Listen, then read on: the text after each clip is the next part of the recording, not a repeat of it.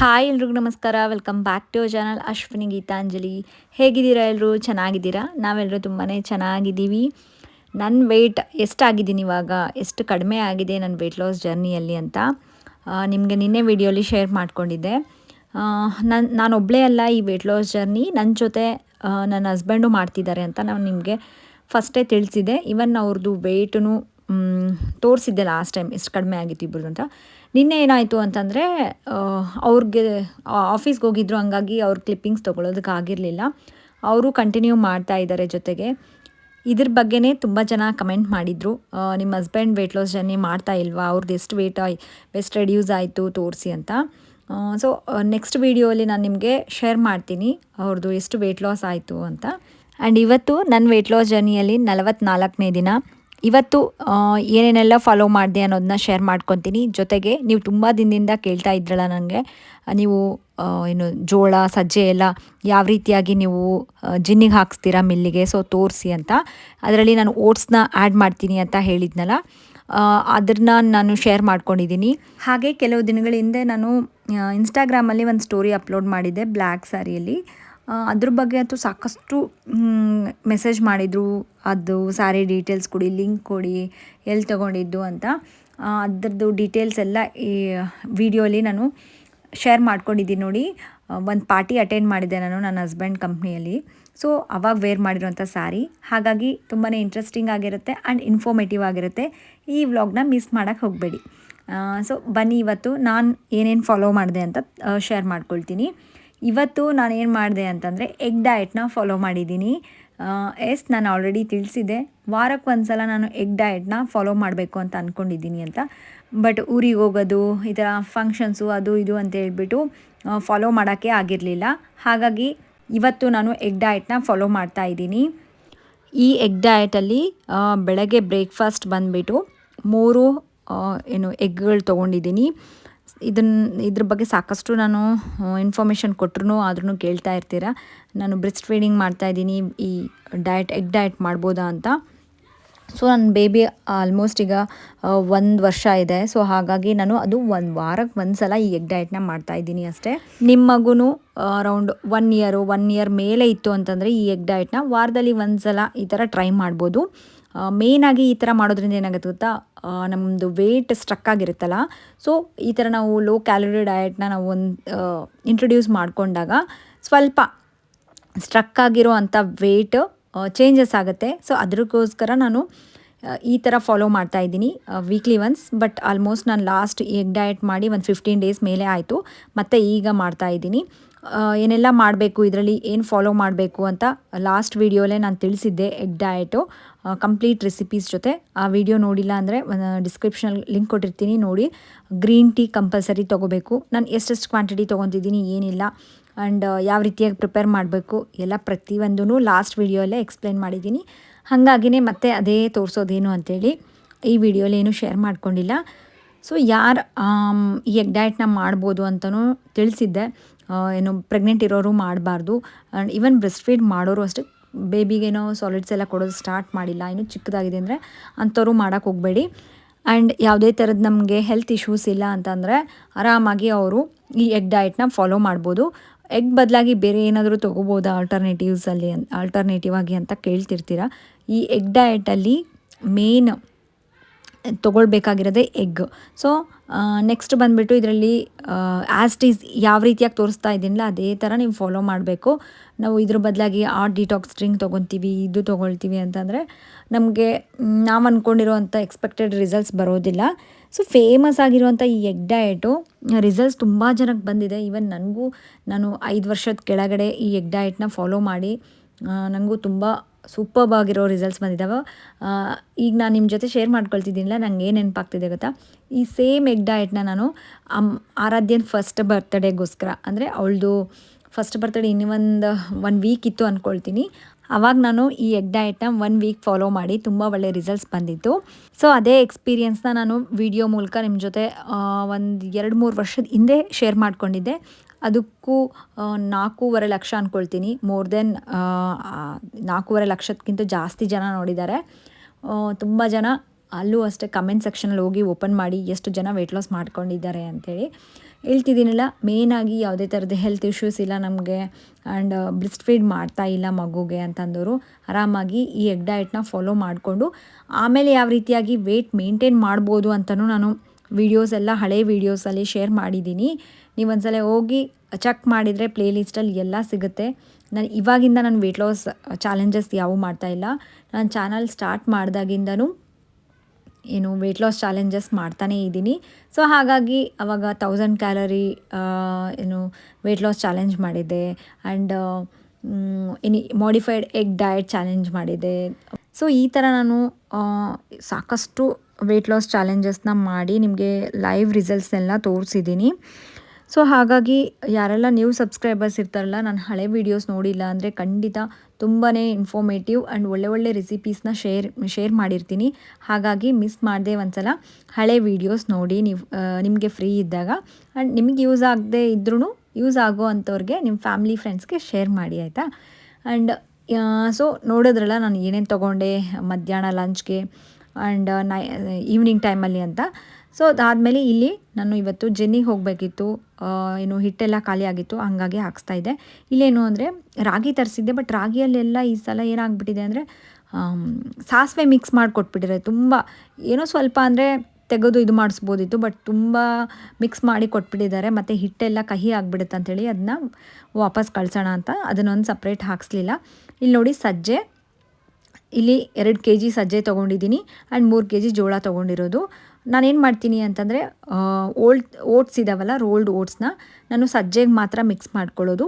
ಯಾಕಂದರೆ ಜೋಳದಲ್ಲಿ ನಾನು ಮುದ್ದೆ ಎಲ್ಲ ಮಾಡ್ಕೊಳ್ತಿರ್ತೀನಲ್ಲ, ಹಾಗಾಗಿ ಜೋಳಕ್ಕೇನೋ ನಾನು ಓಟ್ಸ್ನ ಆ್ಯಡ್ ಮಾಡ್ಕೊಳ್ಳೋದಿಲ್ಲ, ಬರೀ ಸಜ್ಜೆಗೆ ಮಾತ್ರ.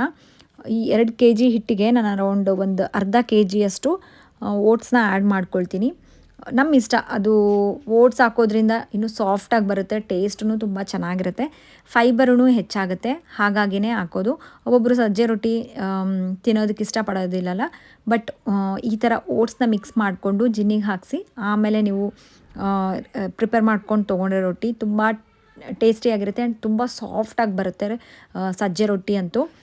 ಯಾರಿಗೆಲ್ಲ ಮನೇಲಿ ರೊಟ್ಟಿ ಮಾಡ್ಕೊಳ್ಳೋ ಅಭ್ಯಾಸ ಇಲ್ಲ ಅಂತಂದರೆ ಅಂಥವರು ಚಪಾತಿ ಹೆಚ್ಚಾಗಿ ಮಾಡ್ತೀವಿ ನಾವು ಅಂತ ಕೇಳ್ತಿರ್ತಿರಲ್ಲ. ಸೊ ಬರೀ ಚಪಾತಿ, ಗೋಧಿ ಚಪಾತಿ ಮಾಡ್ಕೊಳ್ಳೋದಕ್ಕಿಂತ ಮಲ್ಟಿಗ್ರೇನ್ ಚಪಾತಿ ಅದನ್ನು ಯಾವ ರೀತಿಯಾಗಿ ಪ್ರಿಪೇರ್ ಮಾಡಬೇಕು ಮನೆಯಲ್ಲಿ ಅಂದರೆ ಜಿನ್ನಿಗೆಲ್ಲ ಹಾಕಿಸಿ ಇಟ್ಕೊಂಡ್ಬಿಟ್ರೆ ಒಂದ್ಸಲ ಡೈಲಿ ಮಧ್ಯಾಹ್ನ ಮಲ್ಟಿಗ್ರೇನ್ ಚಪಾತಿನ ತೊಗೊಳ್ಬೋದು.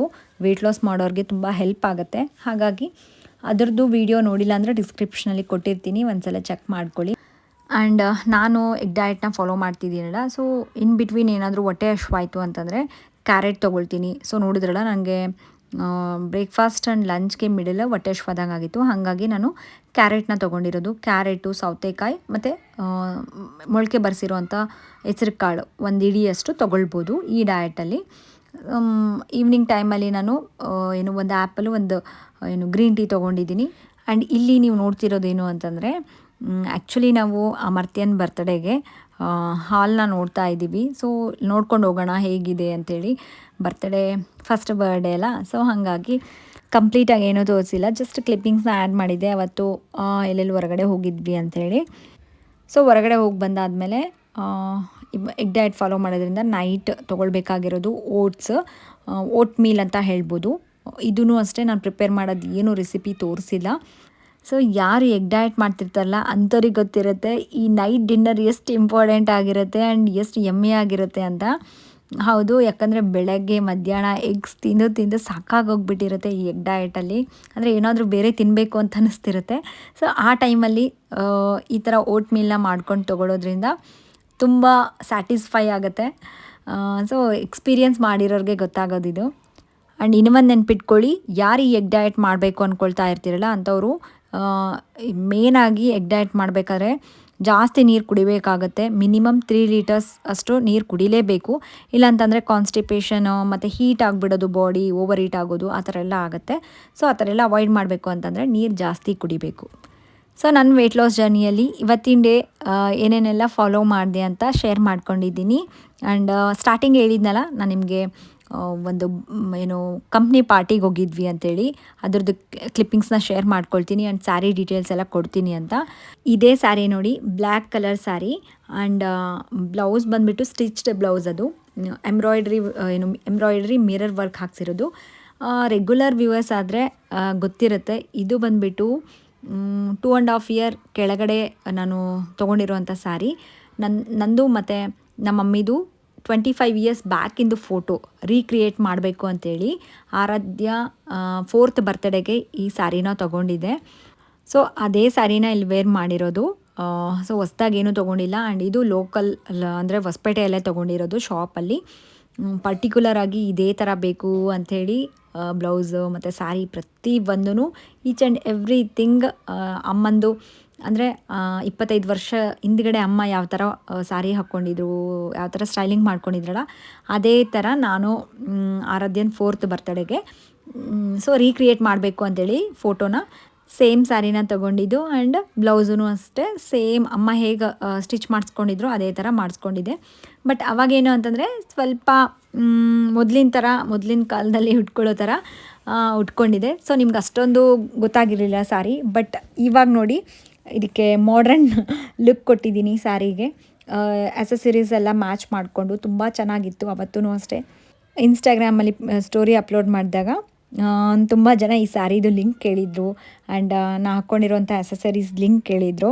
ಸೊ ಯಾವುದೂ ಲಿಂಕ್ ನನ್ನ ಹತ್ರ ಇಲ್ಲ. ಏನು ಸ್ಯಾರಿ ಬಂದುಬಿಟ್ಟು ಹೇಳಿದ್ನಲ್ಲ ಹೊಸಪೇಟೆಯಲ್ಲೇ ತೊಗೊಂಡಿದ್ದು. ಸೊ ಸ್ಯಾರಿ ಡೀಟೇಲ್ ಬಗ್ಗೆ ಕೇಳ್ತಾ ಇದ್ರಲ್ಲ, ಈಗ ಕ್ಲಿಯರ್ ಆಯಿತು ಅಂತ ಅನಿಸುತ್ತೆ. ಸೊ ಇವತ್ತು ಯಾವ ಪಾರ್ಟಿಗೆ ನಾವು ಹೋಗಿದ್ವಿ ಅಂದರೆ ಇದು ಹಳೆ ವೀಡಿಯೋಸು ನಾನು ಆ್ಯಡ್ ಮಾಡಿರಲಿಲ್ಲ. ಅಂದರೆ ಅವತ್ತು ನಾನು ವ್ಲಾಗ್ ಏನು ಶೂಟ್ ಮಾಡ್ಕೊಂಡಿರಲಿಲ್ಲ. ನಾನು ಹೊಸಪೇಟೆಯಲ್ಲಿದ್ದೆ ನೋಡಿ ಆವಾಗಿಂದು. ಅವತ್ತಿನ ದಿನ ಹೊಸಪೇಟೆಯಿಂದ ಬಂದ ತಕ್ಷಣವೇ ನಾನು ಈ ಕಂಪ್ನಿ ಪಾರ್ಟಿನ ಅಟೆಂಡ್ ಮಾಡಿದ್ವಿ. ನಾನು ಅದೇನು ಅಂತಂದರೆ ನನ್ನ ಹಸ್ಬೆಂಡ್ JSW ಅಲ್ಲಿ ವರ್ಕ್ ಮಾಡ್ತಿದ್ದಾರಲ್ಲ, ಸೊ ಅವ್ರ ಕಂಪ್ನಿಯಲ್ಲಿ 10 ಇಯರ್ಸು ಏನು 15 ಇಯರ್ಸು 20 ಇಯರ್ಸು 25 ಇಯರ್ಸು ಈ ರೀತಿಯಾಗಿ ಕಂಪ್ಲೀಟ್ ಮಾಡಿದವ್ರಿಗೆ ಅಲ್ಲಿ ವರ್ಕ್ ಮಾಡಿರ್ತಾರಲ್ಲ, ಸೊ ಅವ್ರಿಗೆ ಇಲ್ಲಿ ಅವಾರ್ಡೆಲ್ಲ ಕೊಡ್ತಿದ್ರು. ಆ ಫಂಕ್ಷನ್ಗೆ ಆ ಪಾರ್ಟಿಗೆ ನಮ್ಮ ಫ್ಯಾಮಿಲಿ ಮೆಂಬರ್ಸ್ ಎಲ್ಲ ಹೋಗಿದ್ವಿ. ತುಂಬಾ ಎಂಜಾಯ್ ಮಾಡಿದ್ವಿ. ಅದೇ ಕ್ಲಿಪ್ಪಿಂಗ್ಸ್ನ ನಾನಿಲ್ಲಿ ಶೇರ್ ಮಾಡಿರೋದು. ಆ್ಯಕ್ಚುಲಿ ಇದು ಮರ್ತೋಗ್ಬಿಟ್ಟಿದೆ, ಈ ಕ್ಲಿಪ್ಪಿಂಗ್ಸ್ ಇದ್ದಾವೆ ನಾನು ಶೇರ್ ಮಾಡ್ಕೋಬೇಕು ಅನ್ನೋದೇ. ಬಟ್ ಫ್ರೀಕ್ವೆಂಟಾಗಿ ಸ್ಯಾರಿ ಬಗ್ಗೆ ನನಗೆ ಕೇಳ್ತಾನೆ ಇದ್ರು. ಸೊ ಕ್ಲಾರಿಫೈ ಮಾಡಬೇಡ ಅಂತ ಹೇಳ್ಬಿಟ್ಟು ವ್ಲಾಗಲ್ಲಿ ಶೇರ್ ಮಾಡ್ಕೊಳ್ತಾ ಇದ್ದೀನಿ. ಸೊ ಈ ಅವಾರ್ಡ್ ಫಂಕ್ಷನ್ ಈವ್ನಿಂಗಿಂದ ಸ್ಟಾರ್ಟ್ ಆಗಿ ಆಲ್ಮೋಸ್ಟ್ 11:30ವರೆಗೂ ಇತ್ತು. ಇವ್ರದ್ದು 157 ಬ್ಯಾಚ್ ಅನಿಸುತ್ತೆ. ಸೊ ಲೇಟೇ ಆಯಿತು ಊಟ ಎಲ್ಲ ಮುಗಿಸ್ಕೊಂಡು. ಫೈನಲಿ ಇವ್ರದ್ದು ಬಂತು ನೋಡಿ. ಇವ್ರು ಬಂದುಬಿಟ್ಟು ಈ ಕಡೆ ಲಾಸ್ಟ್ ಏನು ರೈಟ್ ಕಾರ್ನರಲ್ಲಿದ್ದಾರೆ. ಇವ್ರದ್ದು ಏನು JSW ಅಲ್ಲಿ ವರ್ಕ್ ಮಾಡ್ತಾ ಈಗ 14 ಇಯರ್ಸ್ ರನ್ನಿಂಗ್ ಅನಿಸುತ್ತೆ.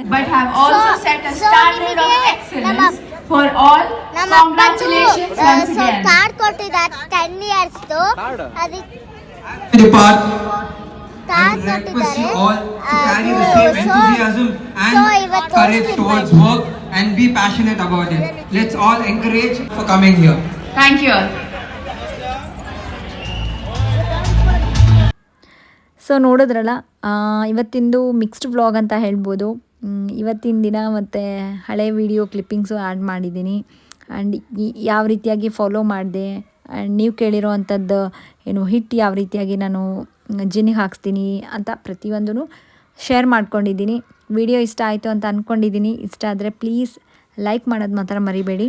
ಎಷ್ಟು ಲೈಕ್ಸ್ ಬರುತ್ತೋ ಅಷ್ಟು ನಮ್ಮ ಚಾನಲ್ ಏನು ವ್ಯೂಸು ಜಾಸ್ತಿ ಆಗುತ್ತೆ ವಿಡಿಯೋ. ಸೊ ಯೂಟ್ಯೂಬ್ ರೆಕಮೆಂಡ್ ಮಾಡುತ್ತೆ ಬೇರೆಯವ್ರಿಗೂ. ಹಾಗಾಗಿನೇ ಲೈಕ್ ಮಾಡಿ ಇಷ್ಟ ಆದರೆ. ಆ್ಯಂಡ್ ಇನ್ನೂ ಚಾನಲ್ಗೆ ಯಾರಾದರೂ ಸಬ್ಸ್ಕ್ರೈಬ್ ಮಾಡದೆ ವೀಡಿಯೋಸ್ ನೋಡ್ತಿದ್ರೆ ಅಂಥವ್ರು ಪ್ಲೀಸ್ ಸಬ್ಸ್ಕ್ರೈಬ್ ಮಾಡ್ಕೊಂಡು ನೋಡ್ಕೊಳ್ಳಿ.